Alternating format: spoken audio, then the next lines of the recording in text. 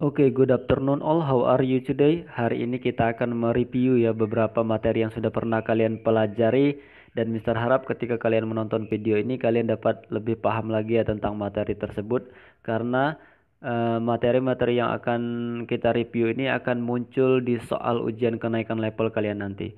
Untuk yang pertama kita mulai dari present continuous tense. Ketika kalian membuat kalimat berbentuk present continuous tense, pola kalimat yang bisa kalian gunakan untuk membuat kalimat positif adalah subject plus be, be-nya am, is, dan juga are plus verb ing plus object complement. Ini contoh yang bisa kalian gunakan. Selanjutnya ketika kalian membuat kalimat berbentuk negatif, ini pola yang bisa kalian gunakan subject plus be, be-nya masih sama, am, is, dan juga are plus not plus verb ing plus object complement, dan ini pola kalimat yang bisa kalian gunakan ketika kalian membuat kalimat berbentuk interrogatif atau kalimat tanya. Oke, ini contohnya dan juga ini contohnya. Oke, itulah untuk yang pertama present continuous tense. Yang selanjutnya itu adalah simple past tense. Untuk membuat kalimat berbentuk simple past tense, ini pola yang bisa kalian gunakan. Di sini Mister membuat dua bentuk ya. Yang pertama ini adalah bentuk yang verbal, yang kedua itu adalah bentuk yang nominal. Ketika kalian membuat kalimat berbentuk verbal, polanya adalah subjek plus kata kerja bentuk kedua plus objek complement, dan ketika kalian membuat kalimat berbentuk nominal, polanya adalah subjek plus be, be-nya apa? Was dan juga were plus non-verb. Non-verbnya bisa berupa noun, bisa berupa adjektif, bisa juga berupa adverb atau kata keterangan. Itu untuk kalimat yang positif. Ketika kalimatnya negatif, nah untuk yang khusus untuk yang verbal ya, kalau di positif kan kata kerjanya bentuk kedua. Ketika di negatif kata kerjanya bentuk pertama. Oke. Untuk kalimat negatif yang nominal, subject plus be, was, were plus not plus non-verb masih sama. Dan kalimat interrogatif juga sama. Untuk kalimat yang verbal kata kerjanya digunakan kata kerja bentuk pertama, dan untuk yang kalimat interrogatif nominal be masih sama, was dan were plus subject plus non-verb. Ini contoh kalimat yang bisa kalian gunakan. Itu untuk simple past tense. Next, kita ada future going to. Untuk membentuk kalimat dengan menggunakan future going to, pola kalimat yang bisa kalian gunakan adalah ini. Ini untuk kalimat positif ya, subject plus to be-nya is, am, dan juga are, plus going to plus kata kerja bentuk pertama plus objek complement. Itu untuk kalimat positif. Ini pola yang bisa kalian gunakan untuk membuat kalimat negatif, dan ini pola kalimat yang bisa kalian gunakan untuk membuat kalimat interrogatif atau kalimat tanya. Ini contohnya. Oke, sudah paham ya? Next, selanjutnya kita juga pernah belajar tentang past continuous. Kalau di awal tadi itu kalimatnya present continuous. Kalau yang ini adalah kalimat past continuous. Ketika kalian membuat kalimat past continuous, ini pola yang bisa kalian gunakan untuk kalimat positifnya. Subject plus be, be-nya adalah was dan juga were plus verb ing atau kata kerja plus ing, kata kerja pertama plus ing. Yang kedua itu kalimat negatif. Ini pola yang bisa kalian gunakan. Dan yang interrogatif ini pola yang bisa kalian gunakan ya, be, was, were plus subject plus verb ing.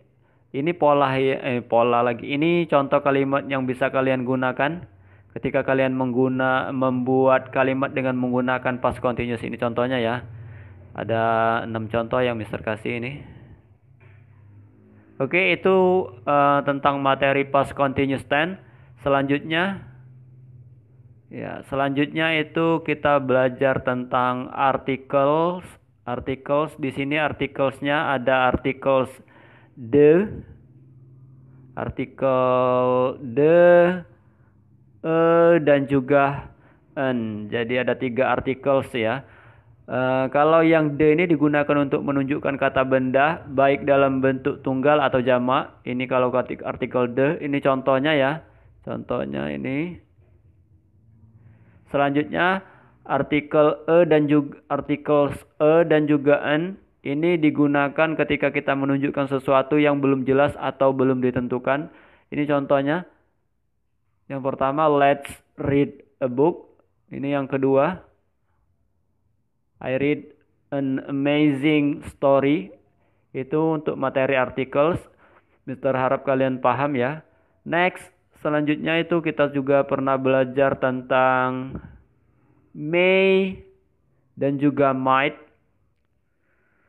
Untuk may dan juga might, perbedaannya adalah kalau kalian membuat kalimat dengan menggunakan may ini digunakan untuk membicarakan kemungkinan yang mempunyai kesempatan besar untuk terjadi. Contohnya ini. Dan juga may itu digunakan untuk mengungkapkan perasaan. Ini contohnya.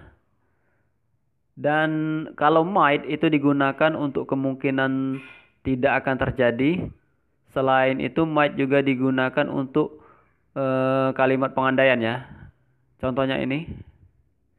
Selanjutnya might itu digunakan untuk kalimat tidak langsung lampau, past indirect speech.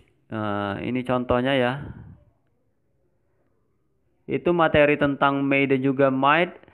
Dan yang selanjutnya itu kalian juga sudah pernah belajar tentang will dan juga would. Nah, kalau will ini digunakan untuk membicarakan kejadian di masa akan datang atau masa depan. Contohnya ini. I will be in Bengkulu next month. Kalau selanjutnya will itu digunakan untuk informal flight request. Jadi untuk permintaan yang sopan tapi tidak formal. Contohnya ini, will you forgive me? Dan would ini digunakan untuk bentuk lampau dari will. Jadi would ini merupakan bentuk lampau dari will. Contohnya ini.